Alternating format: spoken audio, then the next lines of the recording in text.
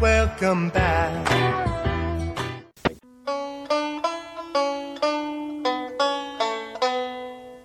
Hey, Stanley. Yeah, George? How'd you like your own TV show? Hey, I got something to mail you out. Oh, you be careful now, you hear? Before you go and say something you're going to regret for the rest of your days. Like what? Like the wrong kid died? Oh, no! Hey everybody, welcome to this episode of... What show is this, Rod? I don't know. Is this the show where you and that other guy talk for like 30 to 40 minutes and... No, this is where you and I talk. Oh, where we talk, okay. Yeah, this is where you and I talk and the whole episode's 30 to 40 minutes. Okay. So this is the wrong podcast died. Oh, hey everybody. Welcome to the show, Rod. He's new here. So this episode, we're talking about the 1981 American independent science fiction action film co-written, co-scored, and directed by John Carpenter, starring Kurt Russell, Lee Van Cleef, Lee Van Cleef, that poor bastard. I bet he got made fun of. Ernest Borgnine, Donald Pleasance, Isaac Hayes, Adrian Barbeau, and Harry Dean Stanton. That's a good lineup. From the early 80s, yeah. Yeah, from 1981, Escape from New York.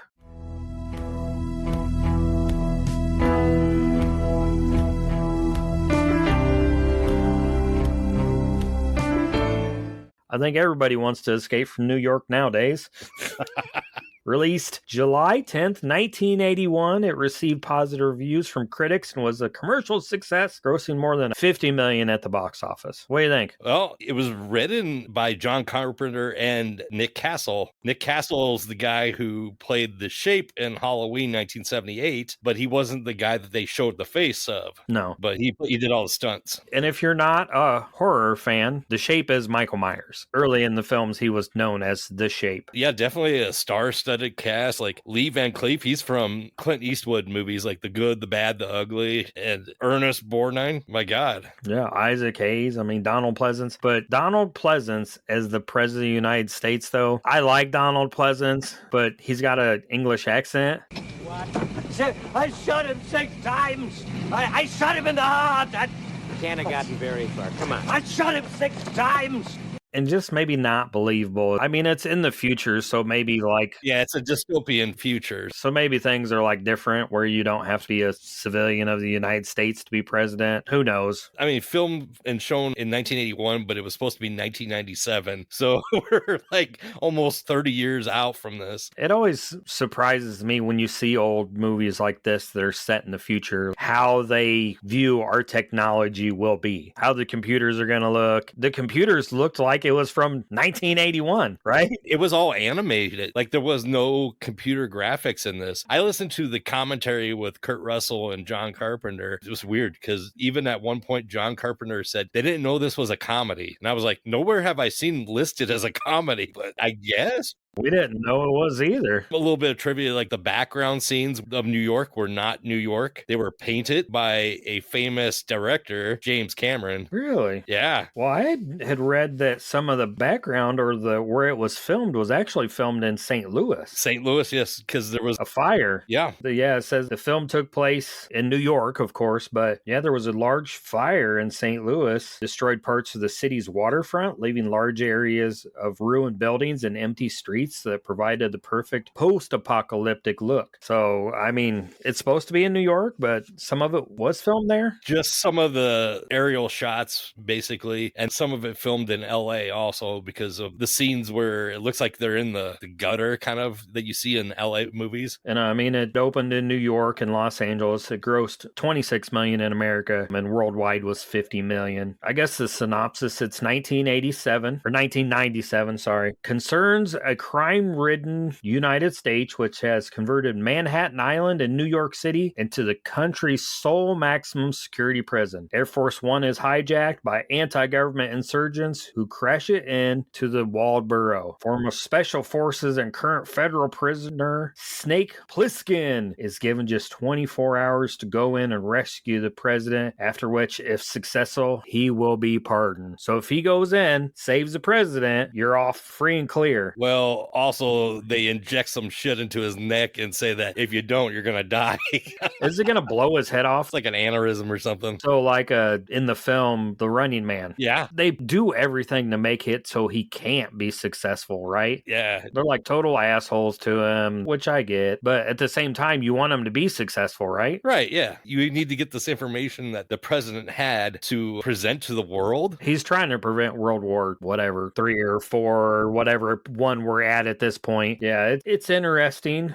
I don't know. I wanted more action, Rod. We're like a half hour into the film before anything really happens, right? A lot of background narrative, but there was a few interesting things. Like both Kurt Russell and John Carpenter's wives at that time were in the film. John Carpenter was married to Adrienne Barbeau, who played Maggie in the movie. And then Kurt Russell was married to Susan Hubley. She was the girl that was in the restaurant where he was trying to hide, and then she gets pulled down by the mutant guys. There's some pop culture, Metal Gear Solid. You know, J.J. Abrams said that the film Cloverfield, there's a scene from this film that shows the Statue of Liberty, and it's pretty much, he said, that's what the poster from Cloverfield is from. Empire magazine ranked Plissken number 29 on their 100 greatest movie characters of all time. Yeah, there's a Marvel comic, The Adventures of Snake Plissken. There's, a game, a book. There's a sequel that comes out many years later, too. Yeah, which was weird that it came out so much later. Right. But some of the throw-ins that Carpenter does on here is that there's a character played by Frank Doubleday. He calls him Romero. He's named after George A. Romero. And then there's another doctor, the one that injects Snake, named after Cronenberg. Well, or he's got,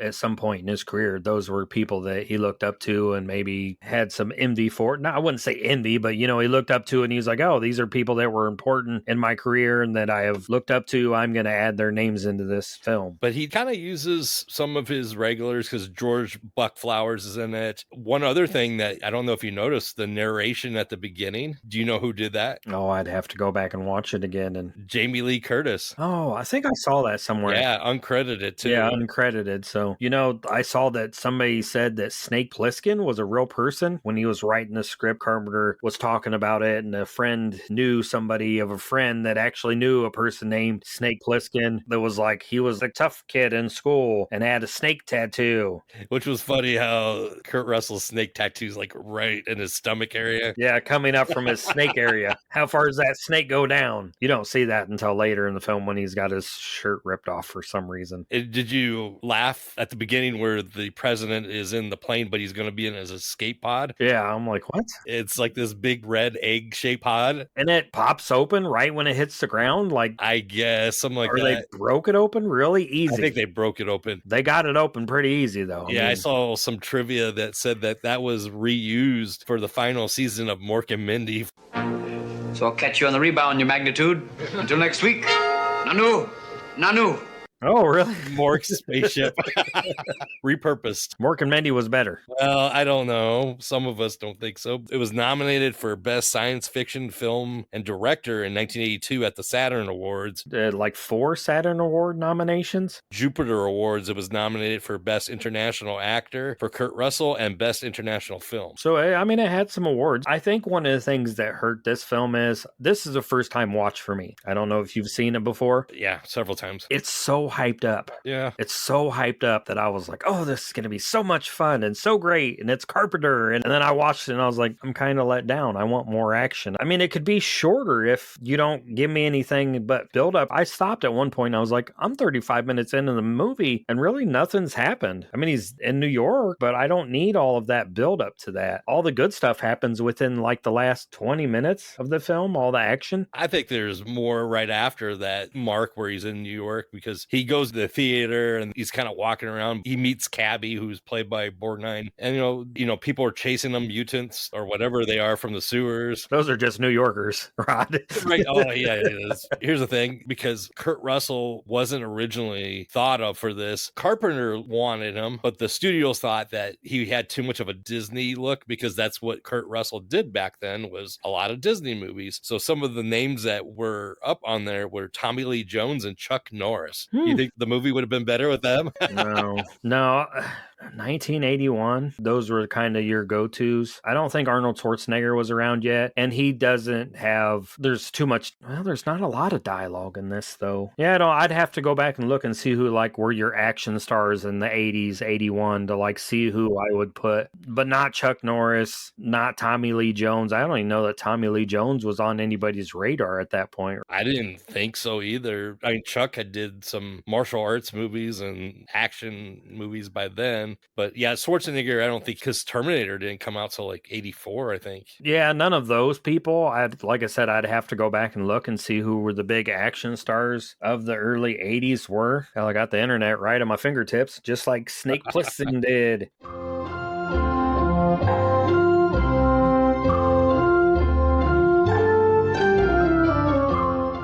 Burt Reynolds. That would have been interesting. I'm trying to think of, early 80s action heroes of maybe even 70s, because, I mean, we're early in the 80s. Because originally, I think Carpenter had Clint Eastwood in mind. Yeah, Charles Bronson. Yeah. Sylvester Stallone, Sean Connery, Robert Duvall. Roy Schneider, no. Christopher Reeve, no. Roger Moore. Yeah, I mean... Too much of a pretty boy. Yeah, Bruce Lee doesn't really fit in this film. Maybe Charles Bronson, but that would be about it. And action stars back then weren't jacked up like The Rock is nowadays. They weren't like huge buff people. They were more normal looking people. So maybe you find an unknown actor that's huge, that's tall and bigger to play this part. But I mean, you don't need to. I don't know that I love Kurt Russell in this part, but I don't know that I know anybody that's better for this part. I feel like every role Kurt Russell has done after this was based off of the Snake Plissken role. I mean, possibly. Big Trouble in Little China, The Thing. Did the Elvis thing before this? Before this. That's how him and Carpenter met. It didn't do for me what I wanted it to do. And maybe it's more me than the film. It was my expectations of the film just because I have high expectations. I've seen Kurt Russell in The Thing, which I love, and Big Trouble in Little China, which I love. So I did a disservice to myself by going with such high expectations. And I was talking to our friend Brian Clark, and we watched a film on the I Like It Spooky Horror podcast called Invisible Invaders, which is a 1950s science fiction, predates Night of the Living Dead, predates Plan 9 from Outer Space, and it pretty much kicked off the zombie thing in films that Clint and I could find. And you can listen to that episode. It's already out on the I Like It Spooky Horror podcast. You can just go to our website or any of our social media or our Spotify or whatever and listen to that episode, but it brings in zombies and it's not the voodoo thing. And I was telling Brian Clark what films I watched over the weekend, and it was Invisible Invaders and this, and I said, I'm going to be the person that says I like Invisible Invaders more. And he's like, that's totally off the wall, caught me off guard, but I agree with you. I think that's not a bad outlook to have on these films. So maybe I'm the only person that feels that way, but that's the way I feel. You don't have the nostalgia for it. Yeah, I don't. I mean, I have more nostalgia for The Thing and more nostalgia for Big Trouble in Little China, and I've never seen the Kurt Russell Elvis film, so. Should we rate this? Let's rate it. You want me to go first? Yeah, you go first. My rating, we're doing out of a scale of 5. I'm finally catching on. Yeah, good job. Is a 3.5 out of 5 big hairy wrestlers. I don't know. I don't even know if the guy was hairy. I don't think he had any hair, did he? There might have been some body hair. So maybe, yeah. He was big, though. Yes, he was. I don't know why they had him wrestle that guy. What the hell was the point in that? Just to freaking torture him. Just to fill some space in the film? Pretty much, I think so.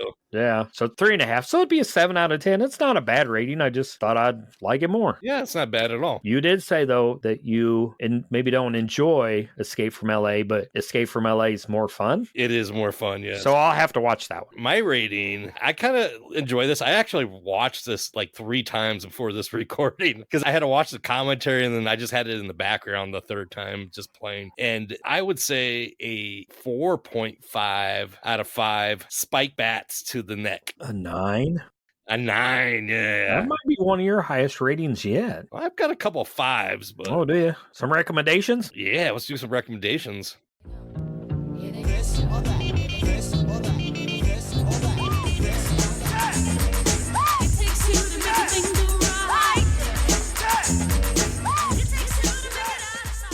So I have 2 recommendations. I'll let you go first because I want to see what you have because I might have one of them.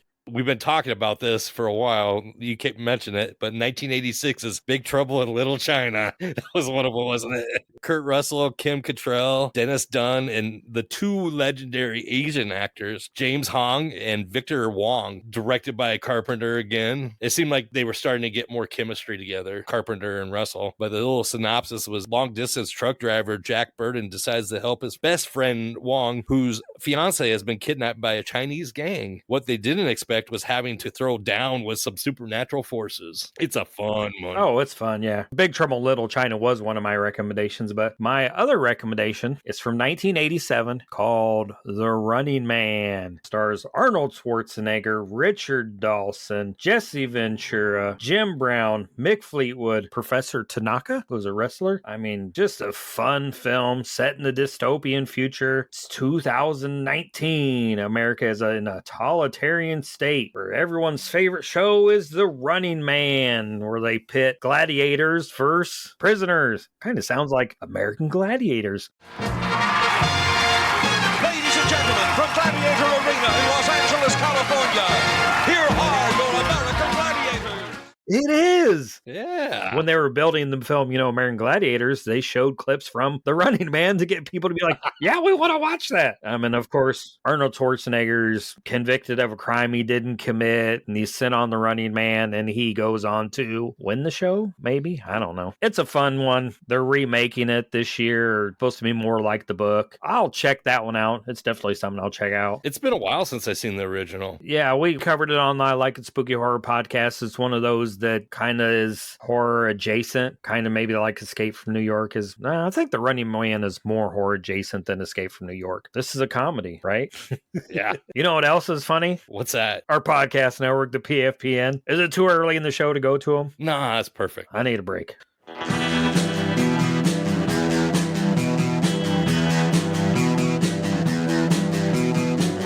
You're listening to the Prescribed Films Podcast Network, home to hundreds of hours of free podcast entertainment. The shows on this network all have a common goal, providing you with the best discussions about movies and other forms of entertainment media.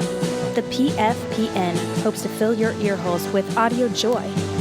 Visit our website with links to all the other amazing shows at www.thepfpn.com. Thanks for listening.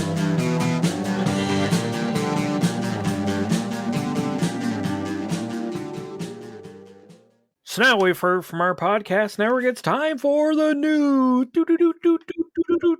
On July 7th, Sandra Day O'Connor is nominated for the Supreme Court, being the first female Supreme Court justice. I had a story on July 1st, multiple murder. There was 4 unsolved murders. It was Laurel Canyon, California. The murders were sometimes called the Wonderland murders or the 4 on the floor murders. It was like this drug house that they couldn't solve the murder, but it was suspected that it was a local strip club owner. They had interviewed him, like the police went after him and tried to get a confession or whatever, but also somebody who was attached to this was the legendary porn star John Holmes. I don't know if you heard of them. Yeah, I mean, yeah. So would he kill him with his...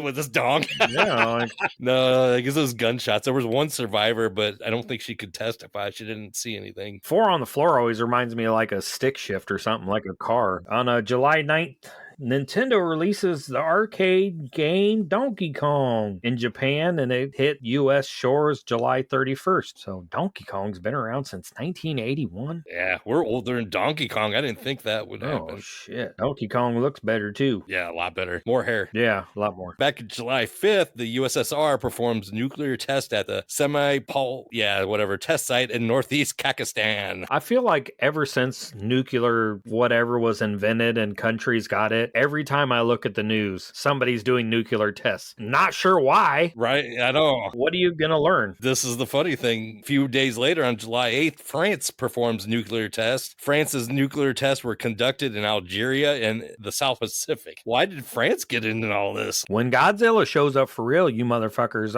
it's all your fault.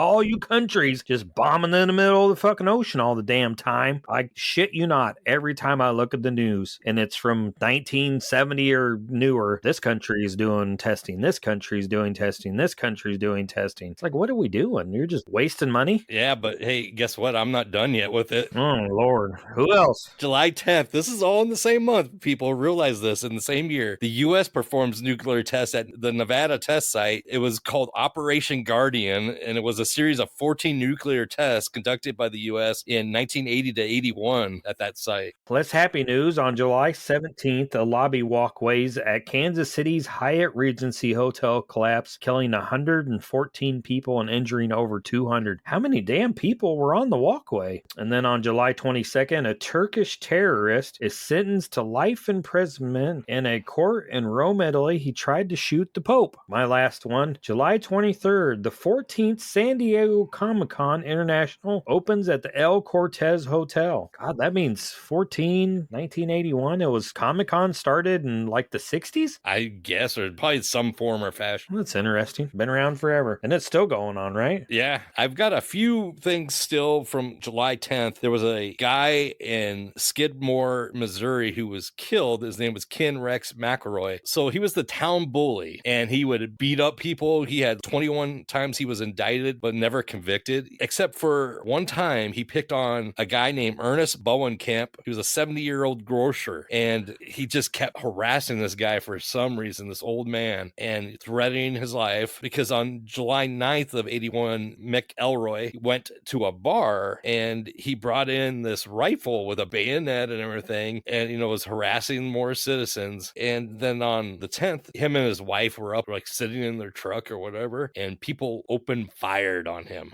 The funny thing is that the sheriff left the town a couple days before this, and no convictions. The wife lived, but she pointed fingers at somebody, but they couldn't get a conviction on that person. There was too many people testifying. Yeah, he wasn't there. Yeah, there was several witnesses. Several, like 30 to 40. But darn, no one knew what happened. Yeah. Oh, well. Turn a blind eye. July 11th, I had a Neva Rockefeller, who I'm assuming she's an heiress to that family. She's the first woman ordered to pay her husband, Walter J. Kaiser, $2,000 a month in alimony. Damn it. Yeah, I know. That's probably like me paying you a penny a month. The last thing I have was on July 29th, His Royal Highness Charles, Prince of Wales, weds Lady Diana Spencer at St. Paul's Cathedral in London. They would later divorce August 28th of 1996. And I believe she died less than a year after, right? I think so, yeah. So they were married for 15 years. It's a good run nowadays. Well, I don't think they were together those last few years. In sports news, Wimbledon women's tennis, Chris Everett beats Hannah, for her third title and final Wimbledon singles title. And then in the men's bracket, John McEnroe ends Bjorn Borg's streak of 5 straight Wimbledon titles with a famous, he lost the first set and he won the last 3, so, and I think the 2 middle sets were 7-6. Those would have been tiebreakers. Tour de France on July 19th, the 68th Tour de France is won by Bernard Hinault of France. Bernard. Ooh. I bet he drinks his tea with his finger up just like you. He probably eats snails. And then, of course, mid-season baseball strike ended 42 days after it started, canceling 713 games. They come to agreement on free agency compensation and all that shit because they don't have enough money. I don't think base players in the 80s. Yeah, they'd make nearly what they make now. But and I had one other July 12th U.S. Senior Open men's golf, Oakland Hills Country Club. Arnold Palmer comfortably wins 18 holes playoff against Billy Casper and Bob Stone. I'm not sure how long Palmer had been in there before he was considered a senior. Yeah, I mean, it seems like he's played in the senior tour half his life. After he invented the Arnold Palmer drink, they're just like, no, you could just go to the senior tour. Oh, I'm only 10. It doesn't matter. Yeah. He was probably like in his 30s when they sent him there. For TV, what you got? I got number 1 was Dallas, followed by number 2, 60 Minutes. Number 3, The Jeffersons, which was a spinoff of All in the Family. Number 4, Three's Company. And number 5, Alice. For 6, I had the Duke. Well, tied for 5th was The Dukes of Hazzard. And then Too Close for Comfort, the ABC Monday night movie, MASH. One Day at a Time was number 10. And then number 11, Monday Night Football. Yeah, it didn't crack the top 10. Did not crack the top 10 in 1981. The crazy thing is, out of the top 10, 7 of the top 10 are on CBS. The other 3 are on ABC. So CBS was ruling the airways. I did not know that Alice, The Jeffersons, Dukes of Hazzard, MASH, One Day at a Time were all CBS shows. Wow. It's like CBS ruled the 80s and then NBC made a comeback in the 90s. Nowadays, CBS went kind of through that weird phase where it was NCIS, a lot of crime dramas, a lot of stuff that wouldn't be like The Jeffersons, if you know what I mean. Then I had some TV news. On July 4th, Showtime ended its part-time status and inaugurated a 24/7 schedule. On July 10th, the final episode of Sanford was broadcast on NBC, the sequel to the original 1972-77 sitcom, Sanford and Son. This officially marked the end of Red Fox's run as Fred G. Sanford. August 1st. I know this is in August, so it's a little bit later. The MTV network debuted on cable television, playing music videos 24 hours a day. Do you know what the first song played on MTV was? Video Killed the Radio Star. Video Killed the Radio Star by the Boogles. Let's go into music then. Oh, yeah, let's go into music. So, number 1 in the U.S. was Betty Davis Eyes by Kim Carnes. She's got Betty Davis eyes. She'll turn her music on you. What was number 1 in the UK? It was something called Ghost Town by The Specials. I have absolutely no clue. Me neither. Number 1 R&B, Give It To Me Baby by Rick James. What do the 5 fingers say to the face? Slap!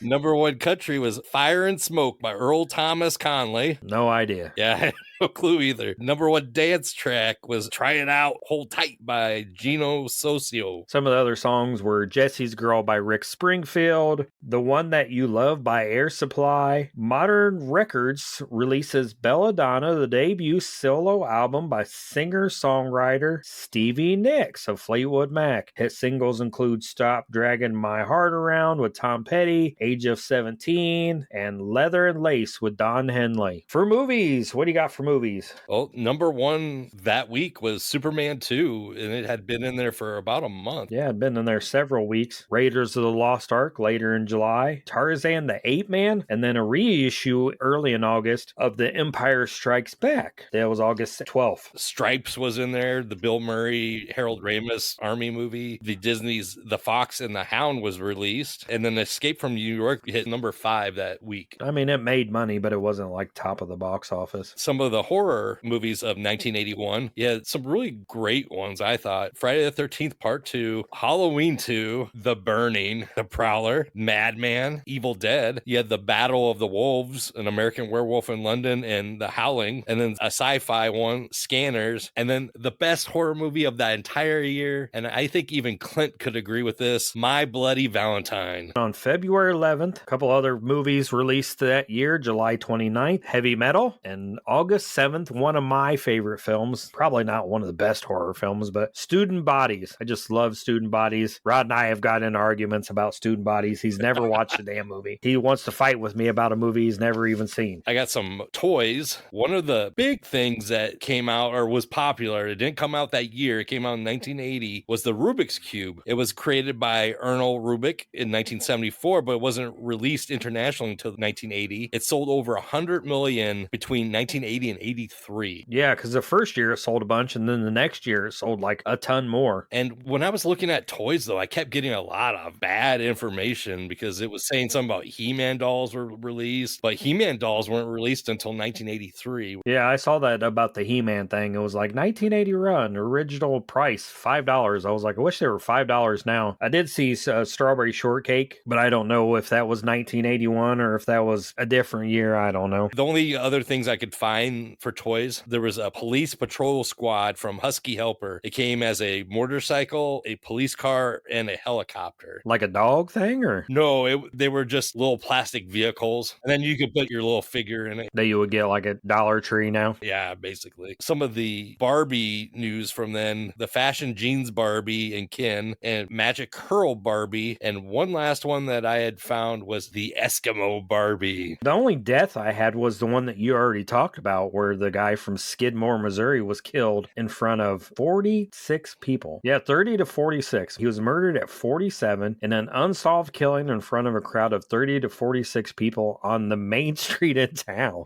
Yep.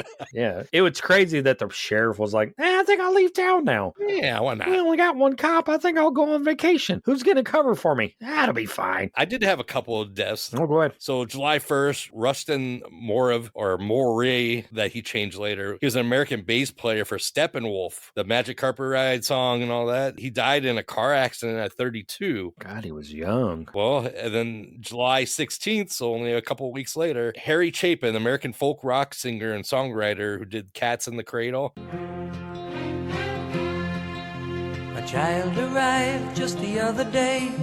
He came to the world in the usual way, but He dies in a car crash at 38. Lord. Yeah, July 81 was rough. You have some births? Yeah, I had a couple births. Sports related. July 11th, Andre Johnson, American Pro Football Hall of Famer and wide receiver for the Houston Texans. He was the reception leader in 2006. He was born in Miami, Florida. I think he went on to play at the University of Miami. And then Hope Solo was born on July 30th. She's an American soccer player. She was the goaltender for the women's national team. She was born in Richland, Washington. I think she won a gold medal, she had a really good career. Well, I had a couple. I'll end it with a good note. On July 9th, a guy named Kimveer Gill, he was a Canadian spree shooter at Dawson College shooting September 13th of 2006. He was born July 9th of 81. He killed one person and injured 19, and then he shot himself. But here's the good one, is an actress, Summer Glau. She was in Firefly and Terminator, the Sarah Connor Chronicles.